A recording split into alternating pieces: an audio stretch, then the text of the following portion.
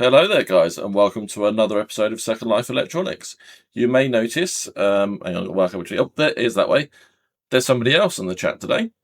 So this is going to be a little introduction video introducing Neil to the channel, who's going to be joining us as of today. So first off, do you want to introduce yourself to everybody watching? No. You indeed. You said I'm Neil. Okay, fair enough. Well, obviously you approached me about being involved in the channel, so I suppose first off, what made you want to join into the madness? Well, as you said again, you answered your own question. I'm mad. Was there like a particular video, repair, or part of the channel that made you think you'd like to get involved? Repairing. That's what I do. Okay. I love repairs. And I love the retro scene. Yes. What do you use the retro scene? Yes. I'm not taking my phone off of Do Not Disturb again. I'm doing really well here. Oh, yeah. Might have to do that on mine, actually, you know. Yeah. The boss will complain about it otherwise. Yeah, mine's on. So what do you think you'll bring to the channel that's different from me? Other than less beard? Less beard, quite a lot. I shave a lot more. Obviously, I've lived through more of the retro era than you, so I know.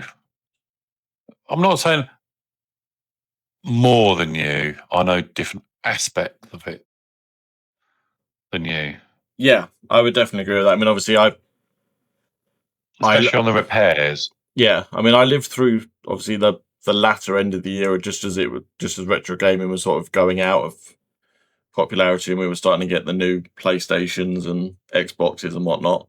But obviously, as our regular viewers know, I tinker a lot with the modernization of retro platforms, whereas obviously you are more into the preservation side of things, which is quite nice.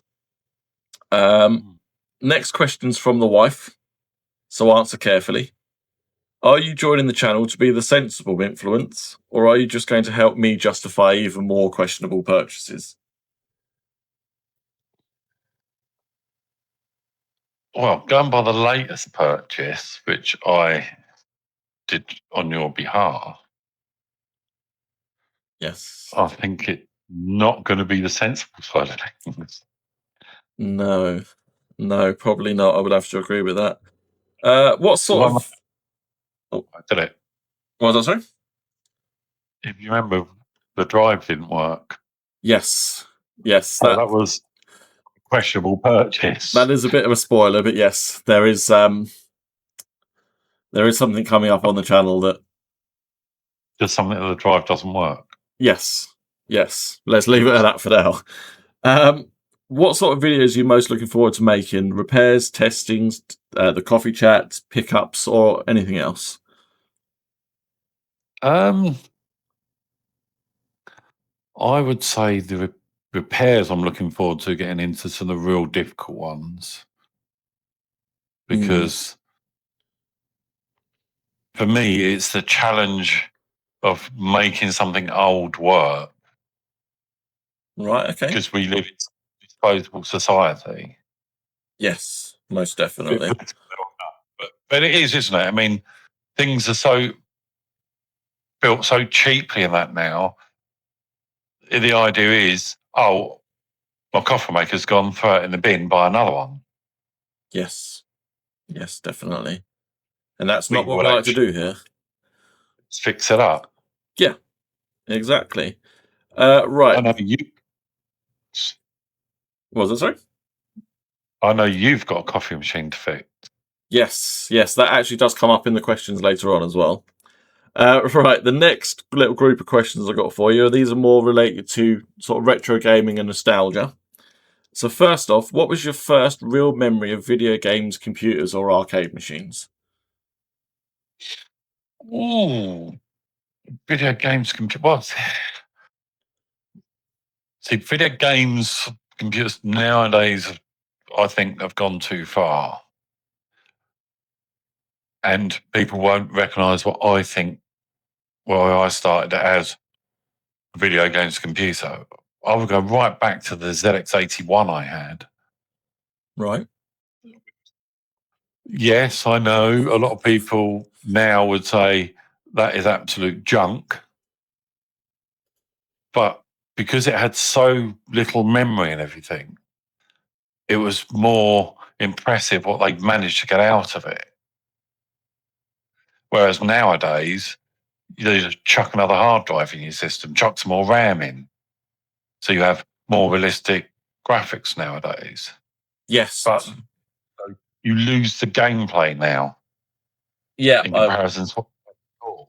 I would definitely have to agree with that. I mean, I've just started playing a game with Michaela. It's a new free game that's come out called NTE, Neverness to Everness, which is quite a good game, don't get me wrong. It's very sort of like anime GTA mixed with sort of like Final Fantasy, all that sort of thing. And that's also available as a mobile game download, so you can play it on your Android phone.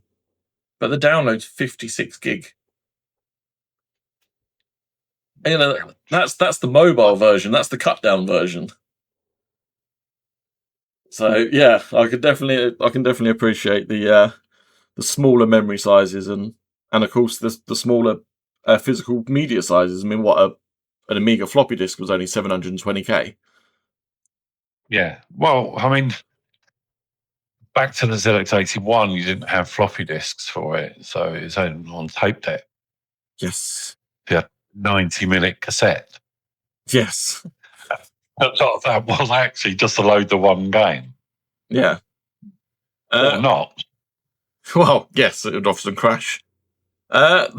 So the next one, it might tie back into the first question again, but was there a particular console, computer, or game that really stood out to you back in the day? Yeah, the SX64. Oh yes, your unicorn. Yes, my unicorn. I will get another one, definitely. To me, the fact that they made that so-called portable, which the laugh in itself because it was a massive lump. Yeah, and you to the mains, that wasn't portable in the strictest sense, but it was sold as a portable computer. Yes. Mind you, I mean, years later, they didn't really improve much in the way of portability. I mean, obviously, I know, several decades later, they have these MacBook Airs, whatever they call them, don't they? They're really thin. But I remember having my old.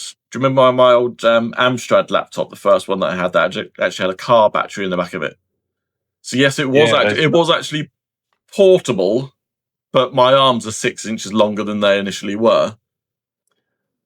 Yeah. So we've already touched on. Yes, a very big dent in the desk or wherever I put it down. Again, we've already touched on this briefly. Do you think older games had more charm because of their limitations, or do we just remember them more fondly because it was an easier time for us back then when we were children? I think it's a bit of both, but I think because they didn't have as much memory and access to hard drives and everything, storage, they had to put more into the game to get you addicted to it. So it had more playability, even though the graphics weren't as good. Yes. Yeah, I would add to that as well that, I mean, obviously we already touched briefly on the fact that some of the old retro games were sold on tapes, for example. I think a lot of the gaming that I do now, I mean, admittedly, most of my gaming is actually still retro gaming that I do. I do a lot more retro gaming than modern gaming. But I find with modern games, they're so used to the convenience, should we say, of being able to just push an update over online, or I will just include that as a DLC later on, and you can pay for that later. Whereas games back then actually had to be finished because they couldn't just have that ability to just push a file down to your ZX Spectrum or your Commodore 64, and then all of a sudden that issue that they had with the game is now fixed. They had to actually have it. Well, for the most part. Yeah, can you imagine trying to push the update down? I mean, when online per se hit, it obviously wasn't like the internet, but you had like modems. There's obviously, you must remember some of those lovely modems. Yes. Yeah. Oh, I've got a 14.4K modem. Yes. I remember the excitement in our household when you first brought home the 56K modem that we had. I mean, they were brilliant. But can you imagine pushing some of the updates they do nowadays down one of those links? God, blimey. Worse than wait for the tape. Yeah. Yeah, definitely. What do you miss most about older gaming? The games, the hardware, manuals, getting them in big boxes, simplicity, or what? What I miss most? Oh, that's a toughie. That actually is a generally tough question. I think I miss the creativity people had back then. I mean, when I look at games now, they're just cut and paste of the last game or the game before. Whereas back then, every game virtually was absolutely brand new, was a new concept. Yeah, yeah, I definitely agree with You that. touched on GTA. Mm. How many games could you name that have bits from GTA in it now? Yeah. I mean, this must be enormous. Oh, yeah, definitely. Think back to a game, Thing on a Spring. Yeah, How many games have got all the same concepts? yeah, definitely. Nothing. Mm. It was unique. Yeah. And Chubb there. I know that game very well. Yes. Okay, next question. If you could go back and own just one retro machine that you had in the past, what would it be and why? Oh, it's got to be the FX64, my unicorn, as you call it. The reason it was just so cool how they managed to shrink the whole thing down. I mean, obviously the Commodore side of it wasn't shrunk down by much. Mm. It was just they shrunk a screen down so you could carry this thing about and have your screen with you. And you think when they first come out, you're talking TVs of the Deccolor era. They were huge. Mm. And they just suddenly made this really small TV, because that's basically all it really was a small TV tube. Yeah. And they stuffed it in a computer and said, yeah, I'll carry it around with you. Yeah, I like that. The next question I'm going to change slightly because, No, well, he's because ad-libbing. It's not be good. because we've already covered too much of it already. So this might be a little bit of rage baiting for the comment section down below, but hey, we're going to run with it. If you had the power to ban all modern game studios from doing just one thing, what would it be? If I could ban them. Ban them for producing such junk all the time. Stop. I'd make them. No, I'd limit them. Instead of banning, I'd limit them. Right. And I'd make every game had to fit within a set amount of memory and no more. Because it would force them to program better. It's, instead of, it's like when we used to program in the day, the old Spectrums, Commodore 64s, you wouldn't, because you didn't have the space, you wouldn't do how they program nowadays. Mm. A lot of things like nowadays, they will rewrite parts of routines within the routine over and over and over again. So if you had to print something to the screen, say, instead of like back in the old days, you would write a routine and then everything would go through one routine. Mm. Nowadays, they'd say, well, we've got so much space, it doesn't matter. I'll just chuck that routine in there again. Yeah. So the code becomes So I'd ban them from using too much space. Yeah, no, I like that. That's a very good one. That's a very good one indeed. Next up, we're going to move over to the retro preservation and emulation questions. So, why do you think old consoles, computers, games, and electronics are worth saving? Because they're part of our history and they're an important part, because before computers come about, they're obviously games you played with, obviously, more physical, which is obviously better for you, but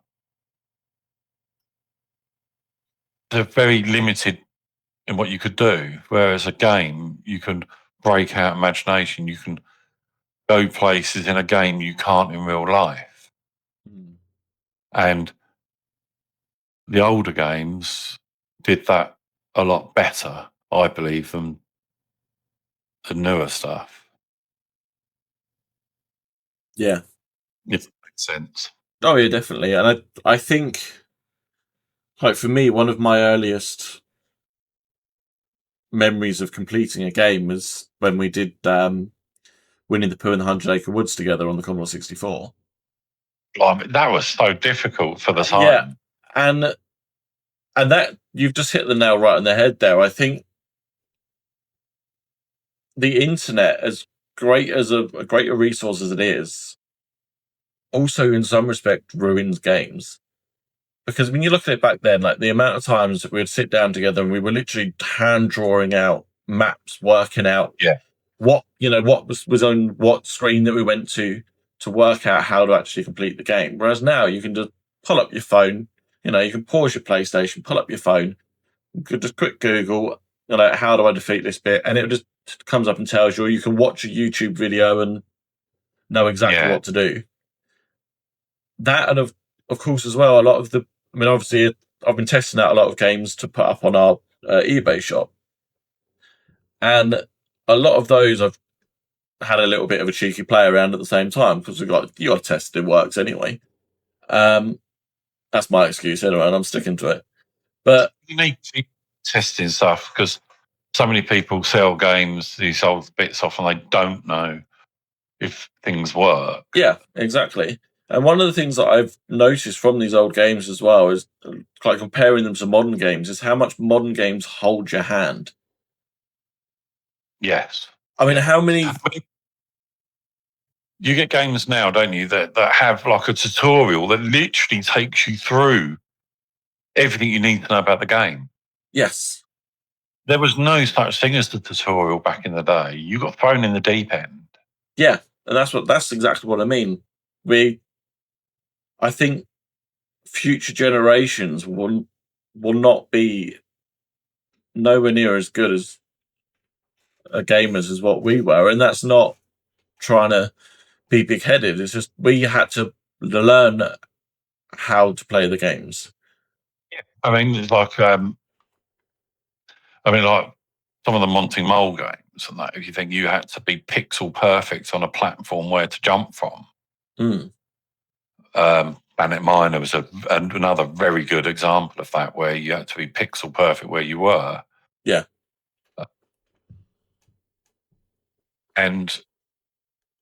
But I think also the other thing is, with the newer stuff, I think people have become lazy in how they program, and that shows in all the later, the more modern software. You can see people have just been. Yeah, but there's because it's like, if you write, if we wanted to write a game back in the day, you had to learn all the commands. Yeah. And how they work, and how one command will affect another one, and how things work.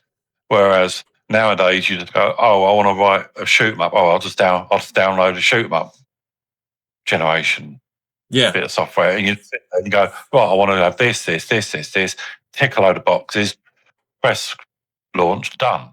Yeah. It's not exactly that easy, but it's getting that way. Yeah, that's just it. Next up, do you think old tech should be used and enjoyed or kept pristine as collector pieces, boxed and left on a shelf? Well, that depends. Um, I believe it should be used, um, but there are some that are so rare now. I think some things shouldn't be used now because they're just so old and impossible to get the parts. Mm. So if you've got it working, you should gingerly use it only at most. Yeah. See, this is where I differ slightly. I mean, I had someone saying that I should never have opened up that Dragon 32 that I brought boxed recently, because again, it's quite a rare machine. But my argument is that I'm a retro gaming enthusiast. I'm not a plastic box enthusiast. Yeah, I understand that, but also, can you see my point on if something is too ultra rare, Yeah, yeah, one that needs to be saved? I do, get that. That's what I think. I mean, maybe that's something for the comment section to discuss as well. But it's, I think it's a very fine line between having something rare and trying to preserve it, but also to be able to make sure that you're actually enjoying it as well, and it's not just wasting Oh, away in yeah, a box. I wouldn't want something personally myself that could never be touched. But I think you've just got to be a bit more careful. It's like with the Commodores, as a perfect example. Mm. Now people have designed little boxes you put in line with the power to stop it keep blowing, because Commodore power supplies are notoriously bad and they shoot higher voltages through parts of your system that can't cope. Yeah, I've recently where someone plugged one in, seemed to work. Then he got some flashing on the screen, yeah. and the power supply started to go, the AC side of it, Mm. uh, popped the AC 9 volts through the wrong part and took out every single memory chip. Oh, It nasty. took each one out, and absolutely no word of a lie, absolutely every single memory chip had blown Yeah. just because the power had gone faulty. Mm. It's interesting that you should mention Commodore. If someone had that, a Commodore, I'd say don't use it unless you're going to protect it. Yes, because Commodore is what I was thinking with this next question. I want to know what your view on emulation is, not just software emulation, but hardware emulation. And I'm thinking the Commodore 64 Ultimate here. It's using the Right. FPGA to emulate. Do you think it's a useful preservation tool, a convenient shortcut, or just not quite the real thing? It's not the real thing in any way, shape, or form, because you can't emulate the feel. That's impossible. Yeah. You only get the real feel for Commodore 64 as an example with an actual Commodore 64. Emulations will never, software or hardware emulations will never be 100%. No. You see, this is where I exactly, I'm agreeing with you 100% here. I mean, as you know, I've got my Commodore 64 that I use regularly, and I actually use it as part of the testing process for all the Commodore 64 tapes. And I was talking to a colleague at work the other day, and he said, you actually do seem to love your Commodore. I said, I do. I said, no, I wouldn't upgrade to the new one, even if, I mean, I must admit, I haven't looked into the Commodore 64 Ultimate all that much. But even if I could put my tape deck onto it and still load tapes, I don't know if you can or not. But Do you know what? I don't know. no, but even so, like there's quirky little bits on my Commodore that I just love, and they're silly things. Like, for example, mine suffers heavily, as I'm sure you probably saw the last time you came down. It's yellowed over the years, badly yellowed. Yeah. But I have one key Just one key, the 9 key, which is absolutely perfect. And it's Yeah, not the one yeah, it's not a new key. It's the original key still. It's just that one key has obviously got a slightly different chemical makeup in the plastic, and it just doesn't yellow. yet. Yeah, it will probably go brown or something eventually, but that one key just says to me it's holding on for dear life. It doesn't want to be as yellow as the rest of the machine. And I was going to You're retro. not, Was it sorry? you're not put bleach in it all yet then. I have been contemplating retro bright in the machine, but then I think it will lose that little bit of character. Yeah. If I do restore the plastic back and take the yellowing back out, it won't have that character of just that one solitude key that's just desperately hanging on for dear life. I mean, there are some things I'll do to a Commodore that it's like because the back clips break very easily. Yes. That's a bit of design flaw, unfortunately. And there are 3D printable replacements you can get now to sort the clips out. Yeah. Things like that I don't. Bit of obviously reset switches and that. But we all did that in the day. I remember sitting there with a drill. My dad wouldn't let me use his drill, so I took the drill bit and I sat there by hand and managed to twist this drill bit and drill a hole through to put my reset switch I was mounting Wow. onto my floor. That's dedication for you. Yeah, I did it. Okay. Next question. This is another one of the comment baiting, I'm afraid. Where do you think the line is between preserving old software and just pirating it? Oh, see, the pirating in the day was all done. I mean, I went to many a pirate party, believe it or not. You'd go along with a pocket full of floppy disks and top games, and people would take copies. It wasn't right, I know, but it was easily done in the day. My view on it is a very tough one. I mean, obviously, I've matured over the years, many, many years, obviously. But see, being on the old retro side, I think on the retro side, it doesn't matter anymore.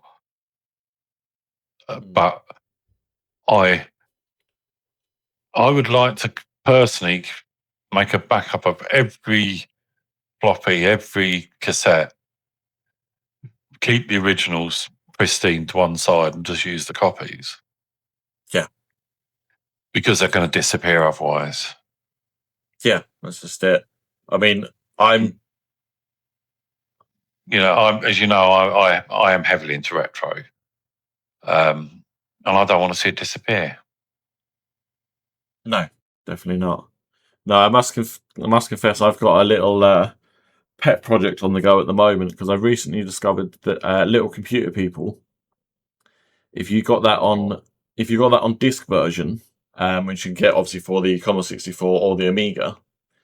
I don't know if anyone others do it. Those are the main two that I know of. But apparently they actually pay to have the publishing house's drives modified so that they could put a different serial number onto every single disc. And apparently that actually means that every single disc copy of Little Computer People that you get has got a completely different house and person. So they've all got, different colouring and, he might be wearing trousers in one and shorts in another. So for me, I want to start collecting a whole load of these original discs. Yeah. Just so that I can see all these different characters that you wouldn't have normally got to see. Okay, next question. We're coming away from the retro gaming slightly now. We're going to go more to general electronics and repairs. What is it about fixing broken technology that appeals to you most? The challenge of fixing it. It's purely the challenge. Yes, I do like the fact that I'm stopping stuff going into landfill. That's obviously a nice thing, but it's the challenge of fixing it. Okay. Yeah. Yeah, I can definitely see that. Is there a type of electronic repair that you'd really like to learn, or just something you want to get better at in general? Um, oh, I don't think there is really. It's all of it. I like all electronics. I mean, I do stuff from down, obviously, battery powered stuff up to mains and Right. anything. I'd even tackle, a 3-phase unit if I had to. It Hmm. wouldn't bother me. Okay. So, is there any repair job that would make you instantly say, "No, that's your problem"? Um, yeah, give me an iPhone. I'll tell you to stop it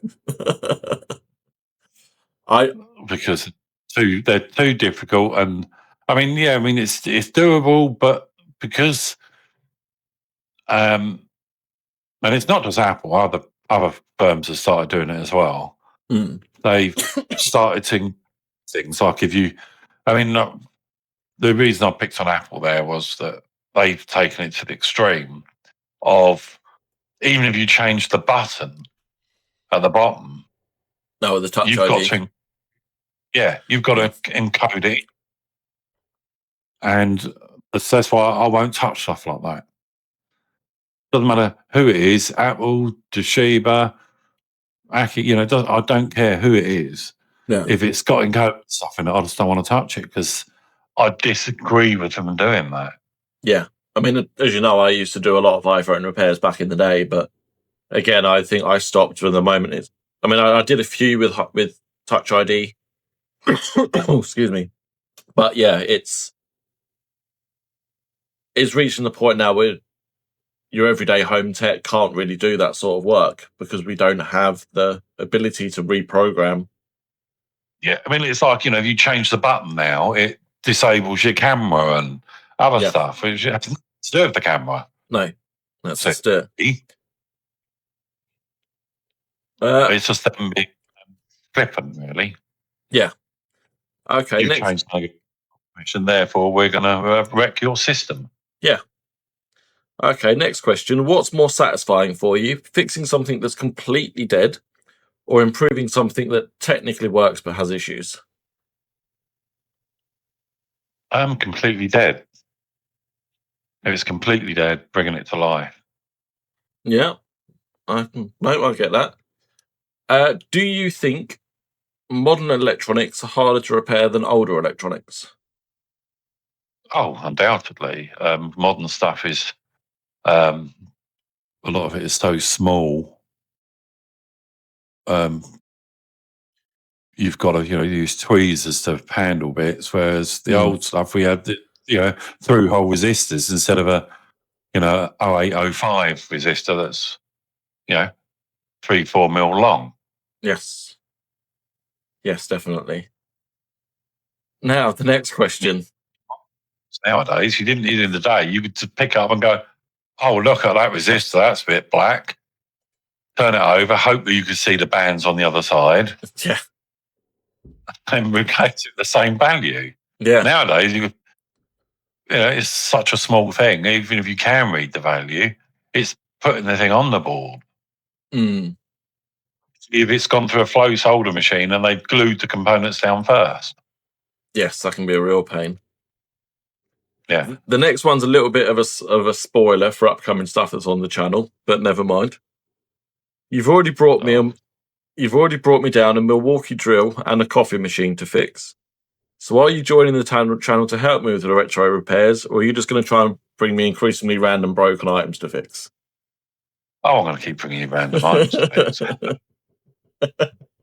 No, I'm going to be fixing myself. I mean, I do have a Milwaukee tool myself to fix. Um, but I'm not doing that on video, that one, Right. because it's boring and I've seen there's hundreds and hundreds of videos out there of exactly the same, Mm, the exact unit, literally. Um, I mean, obviously, if I find something unique on it, I'll do a little video on it. But mm. I don't want to do the same old, same old. I mean, mine actually has the very typical fault. The fets are blown. Mm.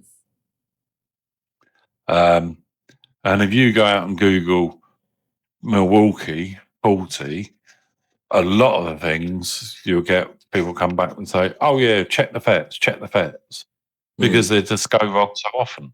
Yeah, that's just it. Right, we've got a few more questions and then we've got a little quick fire round. So if we found a box of completely random broken electronics, I don't know, let's just say we're at a car boot fair, for example, what item in there do you reckon would be the bit that would say, yep, we absolutely need to have this for the channel? Yeah, an SX64.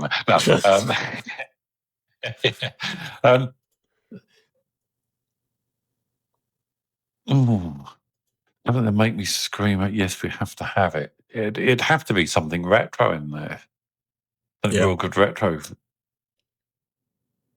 See, I was thinking about this question as I come up with it, because I thought, what would mine be? Mine would be a Sam Coupe. Yeah, I wouldn't mind finding a Because Sam Coupe. I've never played on one. Never. I've never even touched one. No. I've never seen one in the flesh. I've seen one. Didn't get to touch it though. That, and I also want to play on a Casio Loopy, because it just has such a fascinating story to it. It was a Japanese console that the Japanese thought, there's not enough girls and women playing video games, so let's make a console and call it the Casio Loopy and aim it for females. And then they wondered why it didn't go so well. Yeah, I've heard loads of things like that. Okay, what kind of projects do you think would be good for us to try and tackle together on this channel? I don't know. I think I wouldn't mind doing